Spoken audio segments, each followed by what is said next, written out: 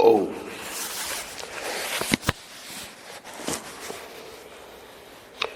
गुरुर्ब्रह्मा गुरुर्विष्णु गुरुर्देवो महेश्वरः गुरु साक्षात् परं ब्रह्म तस्मै श्री गुरवे नमः।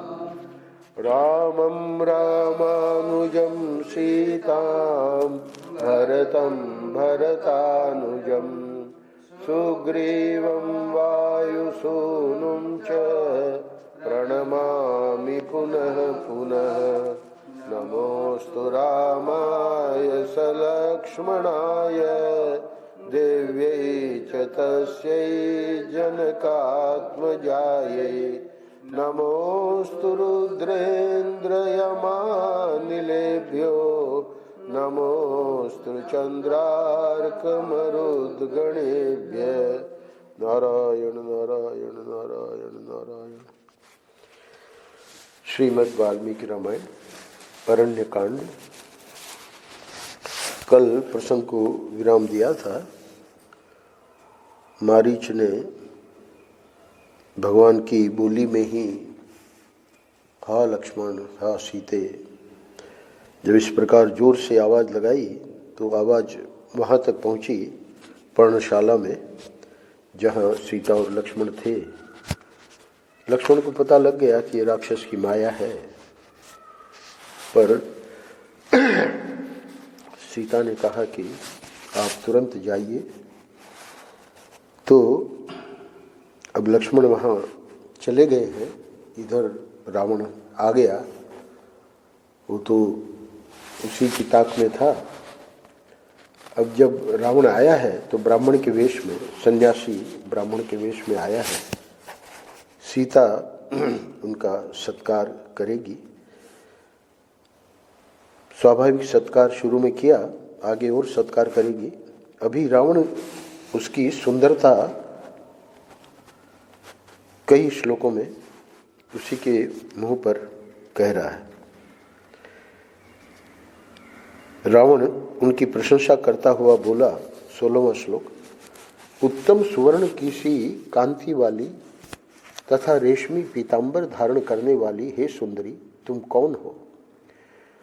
तुम्हारे मुख, नेत्र, हाथ और पैर कमलों के समान हैं, अतः तुम पद्मिनी पुष्करणी की भांति कमलों की सुंदर सी माला धारण करती हो। हे शुभानने, तुम श्री, हरि, कीर्ति, शुभ स्वरूपा लक्ष्मी अथवा अप्सरा तो नहीं हो, अथवा हे बरारोहे, तुम भूति या स्वेच्छा पूर्वक विहार करने वाली कामदेव की पत्नी रति तो नहीं हो। तुम्हारे दांत बराबर हैं, उनके अग्रभाग कुंद की कलियों के समान शोभा पाते हैं। वे सब के सब चिकने और सफ़ेद हैं। तुम्हारी दोनों आँखें बड़ी बड़ी और निर्मल हैं।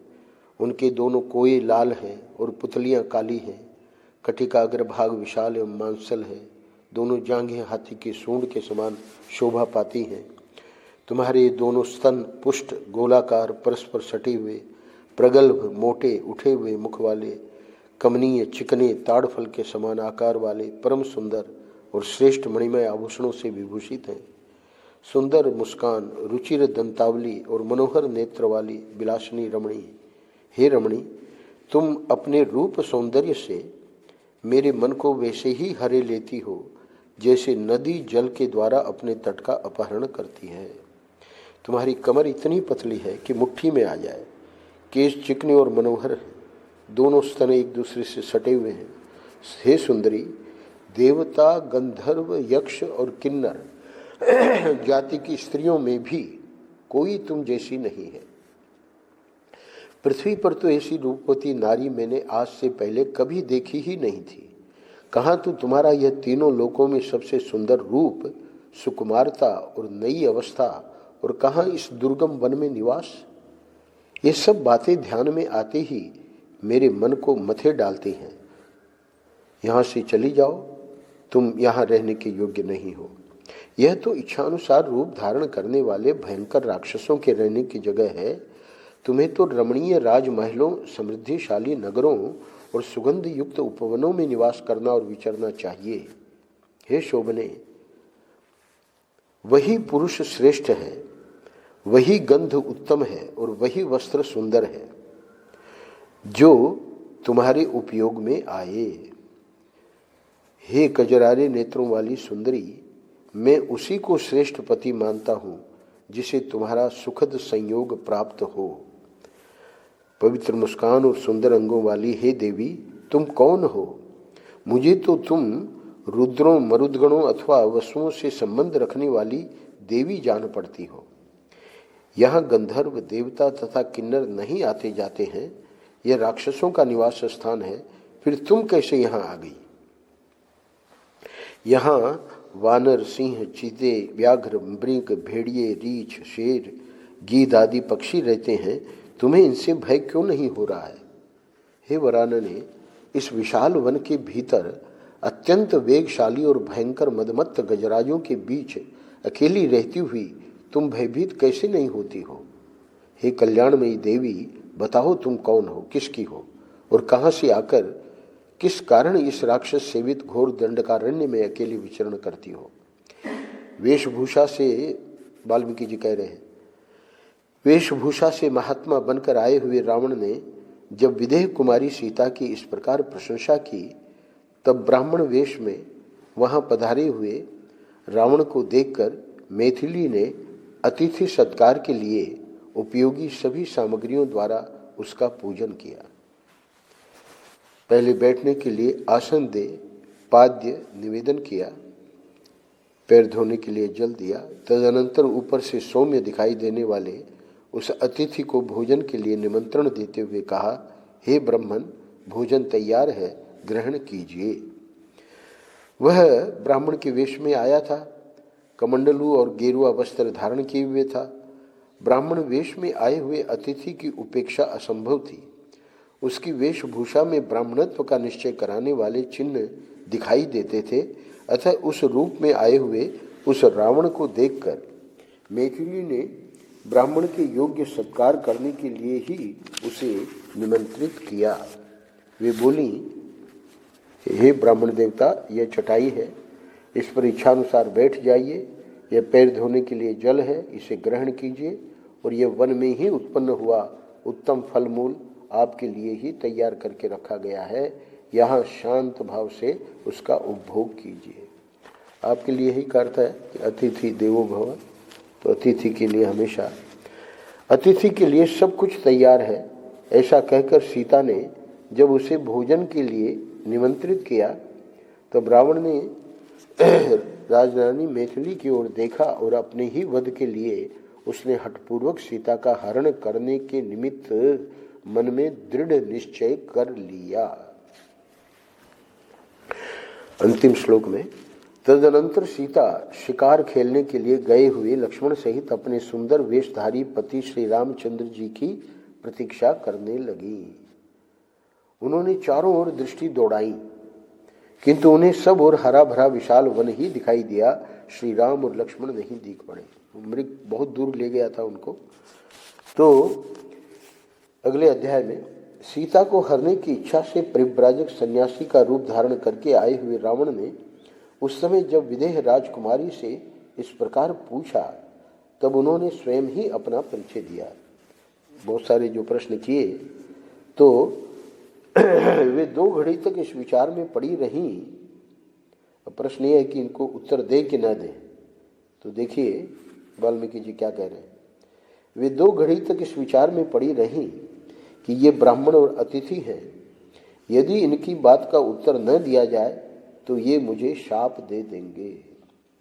यह सोचकर सीता ने इस प्रकार कहना आरंभ किया, हे ब्राह्मण, आपका भला हो। मैं मिथिला नरेश महात्मा जनक की पुत्री और अवध नरेश श्री रामचंद्र जी की प्यारी रानी हूँ। मेरा नाम सीता है। अब ये पूरा वर्णन करती हैं जो हम सब लोगों को पता है। तो बताती है कि कैसे कैसे कैकेयी ने 13वें श्लोक में उनके पिता महाराज दशरथ ने स्वयं काम पीड़ित होने के कारण कैकेयी का प्रिय करने की इच्छा से श्री राम का अभिषेक नहीं किया। श्री रामचंद्र जी जब अभिषेक के लिए पिता के समीप आए, 13वां श्लोक, तब कैकेयी ने मेरे उन पतिदेव से तुरंत यह बात कही, रघुनंदन, तुम्हारे पिताजी ने जो आज्ञा दी है इसे मेरे मुंह से सुनो। यह निष्कंटक राज्य भरत को दिया जाएगा। तुम्हें तो 14 वर्षों तक वन में ही निवास करना होगा। तुम वन को जाओ और पिता को असत्य के बंधन से छुड़ाओ। किसी से भी भय न मानने वाले श्री राम ने, सीता बता रही है रावण को, कैकेयी की वह बात सुनकर कहा, बहुत अच्छा, उन्होंने उसे स्वीकार कर लिया। मेरे स्वामी दृढ़ता पूर्वक अपनी प्रतिज्ञा पालन करने वाले हैं। श्री राम केवल देते हैं, किसी से कुछ लेते नहीं। वे सदा सत्य बोलते हैं, झूठ नहीं। हे ब्राह्मण देवता, यह श्री रामचंद्र जी का सर्वोत्तम व्रत है जिसे उन्होंने धारण कर रखा है। श्री राम के सौतेले भाई लक्ष्मण बड़े पराक्रमी हैं। समर भूमि में शत्रुओं का संहार करने वाले पुरुष सिंह लक्ष्मण श्री राम के सहायक हैं, बंधु हैं, ब्रह्मचारी और उत्तम व्रत का दृढ़ता पूर्वक पालन करने वाले हैं। श्री रघुनाथ जी मेरे साथ जब वन में आने लगे तब लक्ष्मण भी हाथ में धनुष लेकर उनके पीछे हो लिए। इस प्रकार मेरे और अपने छोटे भाई के साथ श्री राम इस दंडकारण्य में आए हैं। वे दृढ़ प्रतिज्ञ तथा नित्य निरंतर धर्म में तत्पर रहने वाले हैं और सिर पर जटा धारण किए तपस्वी के वेश में यहाँ रहते हैं। हे द्विश्रेष्ठ, इस प्रकार हम तीनों कैकेयी के कारण राज्य से वंचित हो इस गंभीर वन में अपने ही बल के भरोसे विचरते हैं। आप यहाँ ठहर सके, अगर आपके पास समय हो तो 2 घड़ी विश्राम करें। अभी मेरे स्वामी प्रचुर मात्रा में जंगली फल मूल लेकर आते ही होंगे।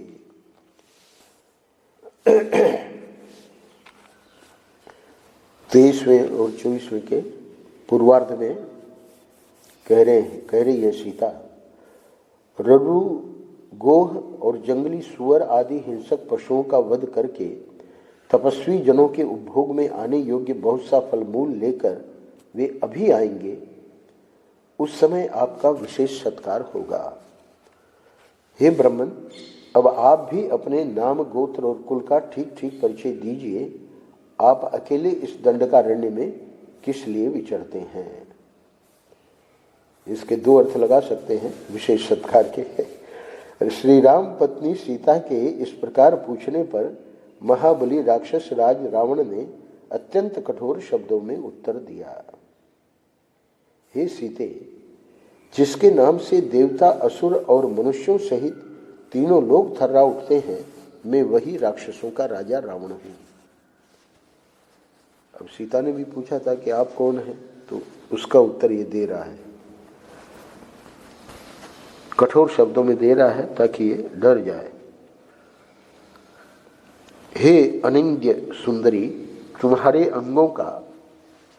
अंगों की कांति सुवर्ण के समान है, जिन पर रेशमी साड़ी शोभा पा रही है।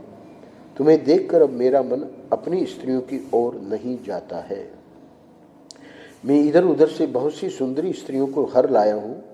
उन सब में तुम मेरी पटरानी बनो, तुम्हारा भला हो। मेरी राजधानी का नाम लंका है।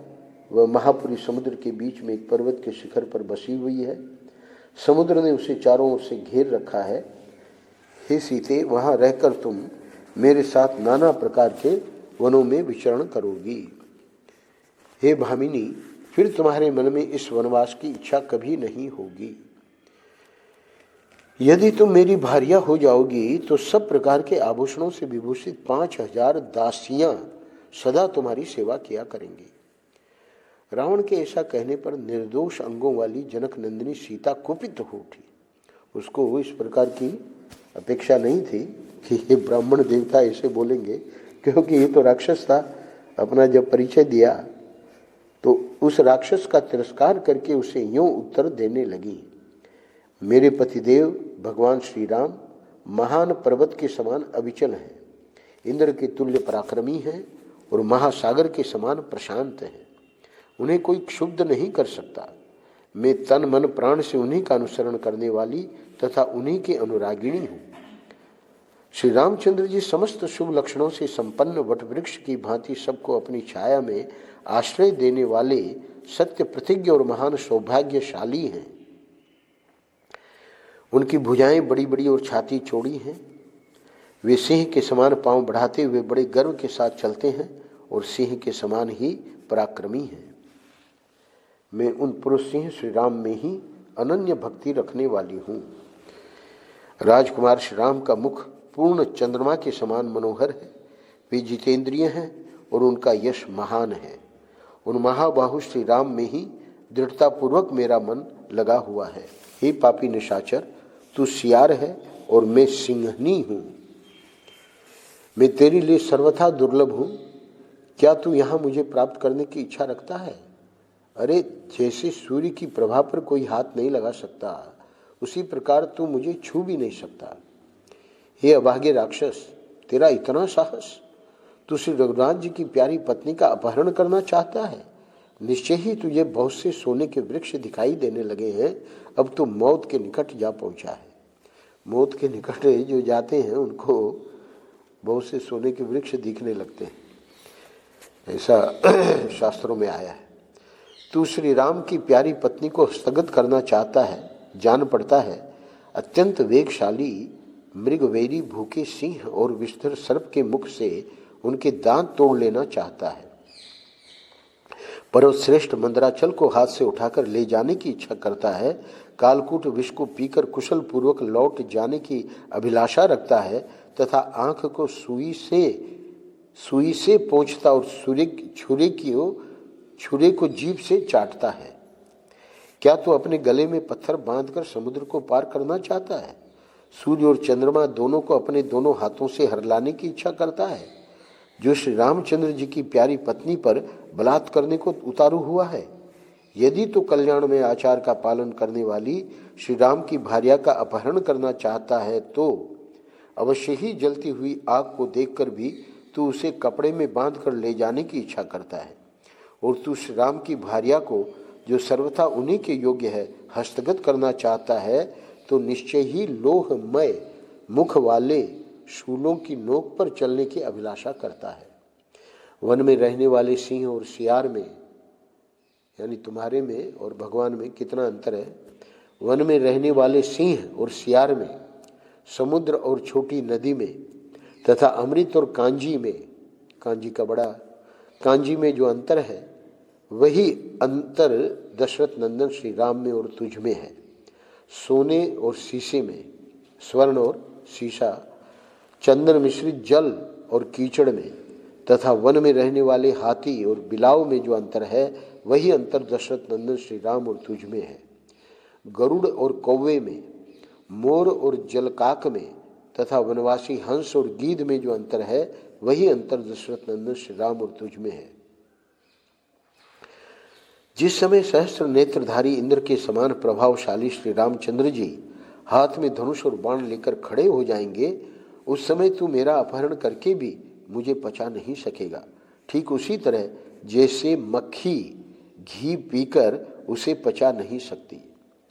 सीता के मन में कोई दुर्भाव नहीं था तो भी उस राक्षस से वह यह अत्यंत दुखजनक बात कहकर सीता रोष से कांपने लगी। शरीर के कंपन से कृशांगी सीता हवा से हिलाई गई कदली के समान व्यथित हो उठी। यहाँ एक बहुत महत्वपूर्ण बात वाल्मीकि जी कह रहे हैं, सीता के मन में कोई दुर्भाव नहीं था। सज्जनों की यही पहचान है, जो बहुत संस्कारी होते हैं, दुर्भाव नहीं आता।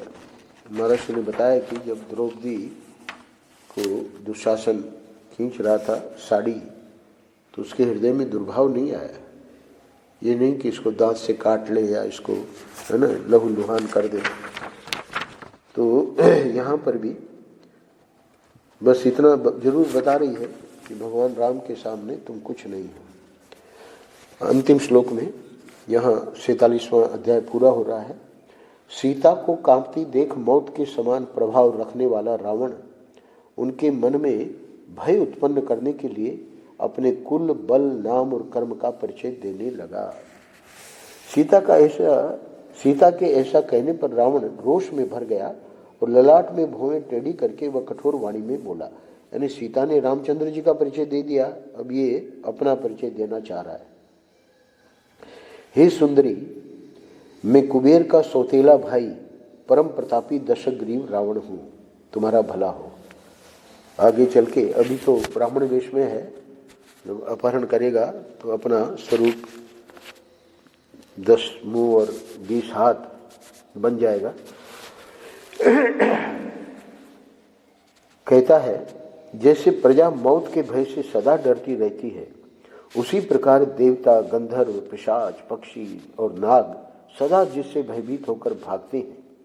जिसने किसी कारणवश अपने सौतेले भाई कुबेर के साथ द्वंद्व युद्ध किया और क्रोध पूर्वक पराक्रम करके रणभूमि में उन्हें परास्त कर दिया था, वही रावण मैं हूँ। मेरे ही भय से पीड़ित हो नरवाहन कुबेर ने अपनी समृद्धशालिनी पुरी लंका का परित्याग करके इस समय पर्वत श्रेष्ठ कैलाश की शरण ली है। ये सब बातें उत्तरकांड में बड़े विस्तार में है, क्योंकि भगवान मेघनाद के बारे में प्रश्न करेंगे अगस्त्य जी से कि ये इंद्र को भी इसने जीत लिया था। युद्ध हो गया है, भगवान जीत गए हैं, राज्याभिषेक हो गया है। उसके बाद उत्तरकांड में ये प्रसंग आया है कई अध्यायों में, तो वहाँ रावण का और ये कुबेर का और बड़े विस्तार में अगस्त्य जी ने वर्णन किया है। ये पहले लंका में रहता था कुबेर, पर इसके कारण फिर कैलाश में चला गया। हे भद्रे, अब कुबेर के अपने भाई के बारे में कह रहा है, हे भद्रे, उनका सुप्रसिद्ध पुष्पक नामक सुंदर विमान जो इच्छा के अनुसार चलने वाला है, मैंने पराक्रम से जीत लिया है और उसी विमान के द्वारा मैं आकाश में विचरता हूँ। हे मिथिलेश कुमारी, जब मुझे रोष चढ़ता है, इस समय पुष्पक विमान लेके नहीं आया है, जब मुझे रोष चढ़ता है उस समय इंद्र आदि सब देवता मेरा मुंह देखकर ही भय से थर्रा उठते हैं और इधर उधर भाग जाते हैं। जहां मैं खड़ा होता हूं वहां हवा डरकर धीरे धीरे चलने लगती है। मेरे भय से आकाश में प्रचंड किरणों वाला सूर्य भी चंद्रमा के समान शीतल हो जाता है। जिस स्थान पर मैं ठहरता या भ्रमण करता हूं वहां वृक्षों के पत्ते तक नहीं हिलते और नदियों का पानी स्थिर हो जाता है।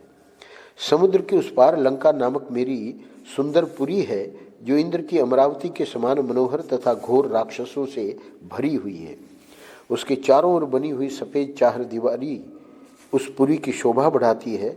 लंकापुरी के महलों के दालान, फर्श आदि सोने के बने हैं और उसके बाहरी दरवाजे वैदूर्यमय हैं। वह पुरी बहुत ही रमणीय है। इसीलिए कथावाचक लोग कहते हैं कि सोने के मृग को देखकर लुभा गई, तो अब सोने की लंका में पहुंचेंगी। तो रावण बता रहा है अपनी लंकापुरी के बारे में। हाथी, घोड़े और रथों से वहां की सड़कें भरी रहती हैं। भांति भांति के वाद्यों की ध्वनि गूंजा करती है। सब प्रकार के मनोवांछित फल देने वाले वृक्षों से लंकापुरी व्याप्त है। नाना प्रकार के उद्यान उसकी शोभा बढ़ाते हैं। हे राजकुमारी सीते, तुम मेरे साथ उस पुरी में चलकर निवास करो। हे मनस्विनी, वहां रहकर तुम मानवी स्त्रियों को भूल जाओगी। हे सुंदरी, लंका में दिव्य और मानुष भोगों का उपभोग करती हुई तुम उस मनुष्य राम का कभी स्मरण नहीं करोगी, जिसकी आयु अब समाप्त हो चली है। हे विशाल लोचने, राजा दशरथ ने अपने प्यारे पुत्र को राज्य पर बिठाकर जिस अल्प पराक्रमी ज्येष्ठ पुत्र को वन में भेज दिया, उस राज्य भ्रष्ट, बुद्धिहीन एवं तपस्या में लगे हुए तापस राम को लेकर क्या करोगी? यह राक्षसों का स्वामी स्वयं तुम्हारे द्वार पर आया है, तुम इसकी रक्षा करो, इसे मन से चाहो। यह कामदेव के बाणों से पीड़ित है, इसे ठुकराना तुम्हारे लिए उचित नहीं है। हे भीरु, मुझे ठुकराकर तुम उसी तरह पश्चाताप करोगी जैसे पुरूरवा को लात मारकर उर्वशी पछताई थी। भागवत में आया है, उर्वशी चली तो गई पर बाद में पछताती थी। हे सुंदरी, युद्ध में मनुष्य जातीय राम मेरी एक उंगली के बराबर भी नहीं है। तुम्हारे भाग्य से मैं आ गया हूं, तुम मुझे स्वीकार करो। रावण के ऐसा कहने पर विदेह कुमारी सीता के नेत्र क्रोध से लाल हो गए। उन्होंने उस एकांत स्थान में राक्षस राज रावण से कठोर वाणी में कहा, अरे भगवान कुबेर तो संपूर्ण देवताओं के वंदनीय हैं, तू उन्हें अपना भाई बताकर ऐसा पाप कर्म कैसे करना चाहता है? यानी तू एक और तो अपने को कुबेर का भाई बता रहा है और एक और तू अपहरण करना चाह रहा है। हे रावण, जिनका तुझ जैसा क्रूर, दुर्बुद्धि और अजितेंद्रिय राजा है, वे सब राक्षस अवश्य ही नष्ट हो जाएंगे। इंद्र की पत्नी शची का अपहरण करके संभव है कोई जीवित रह जाए, किंतु राम पत्नी मुझ सीता का हरण करके कोई कुशल से नहीं रह सकता। अंतिम श्लोक में, हे राक्षस, वज्रधारी इंद्र की अनुपम रूपवती भार्या शची का तिरस्कार करके संभव है कोई उसके बाद भी चिरकाल तक जीवित रह जाए, परंतु मेरी जैसी स्त्री का अपमान करके तू अमृत पी ले तो भी तुझे जीते जी छुटकारा नहीं मिल सकता। यहाँ 48वां अध्याय पूरा होता है। अब ये प्रसंग 56 तक चलेगा, बल्कि एक अध्याय और है। तो ये प्रसंग यहाँ इतना विस्तार में वाल्मीकि जी ने इसलिए भी दिया है कि पूरे अरण्य कांड में और किष्किंधा कांड में, जो कि आगे आएगा, ये 75 श्लोकों अध्यायों का है अरण्य कांड। हम लोग 48 पूरा कर चुके हैं, तो 57 तक ही इधर की घटना का वर्णन है। रावण ले गया है और फिर वहाँ अशोक वाटिका में रख दिया है। उसके बाद फिर इधर की कोई घटना का वर्णन नहीं है। पूरे अरण्य कांड में, किष्किंधा कांड में भगवान का ही खोज और ये सब, तो इसलिए इस प्रसंग को बड़ा विस्तार में ले रहे हैं। अगले अध्याय में कह रहे हैं, सीता के इस वचन को सुनकर प्रतापी दशमुख रावण ने अपने हाथ पर हाथ मारकर शरीर को बहुत बड़ा बना लिया। वह बातचीत करने की कला जानता था। उसने मिथिलेश कुमारी सीता से फिर इस प्रकार कहना आरंभ किया, मेरी समझ में तुम पागल हो गई हो, इसीलिए तुमने मेरे बल और पराक्रम की बातें अनसुनी कर दी हैं। अरे मैं आकाश में खड़ा हो इन दोनों भुजाओं से ही सारी पृथ्वी को उठा ले जा सकता हूँ, समुद्र को पी जा सकता हूँ और युद्ध में स्थित हो मौत को भी मार सकता हूँ।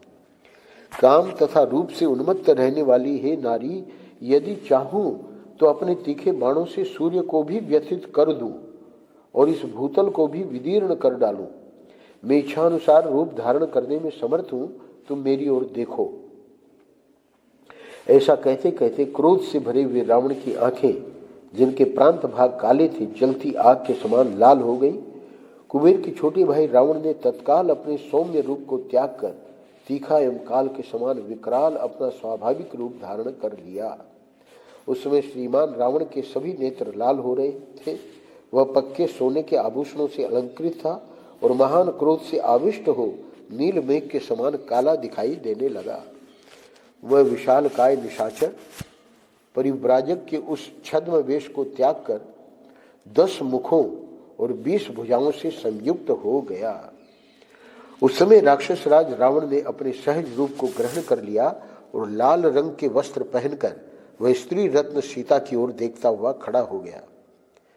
काले केश वाली मैथिली वस्त्र भूषणों से विभूषित हो सूर्य की प्रभा सी जान पड़ती थी।